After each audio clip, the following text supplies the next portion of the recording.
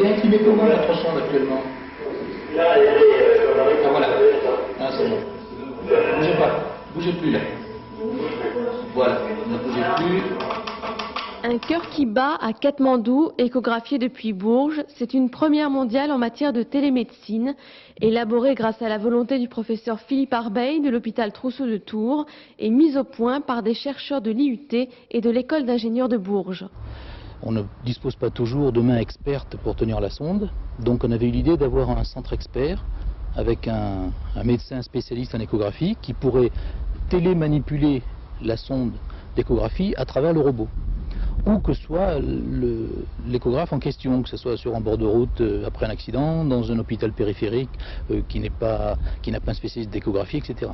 Est-ce qu'il bouge là le robot? Oui, je l'ai arrêté là. Je vais arrêter. Alors j'en fais encore une autre. Ça marche. Je le fais tourner.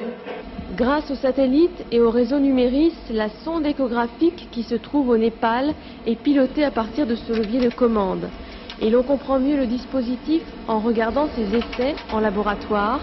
Le robot est placé sur le corps du sujet, la sonde s'oriente selon les ordres donnés par ordinateur, tandis que l'image échographique s'inscrit sur l'écran. Ensuite, au niveau retombées, donc on va essayer de rentrer dans un projet européen pour la station spatiale, pour avoir des financements, pour avoir un appareil beaucoup plus performant.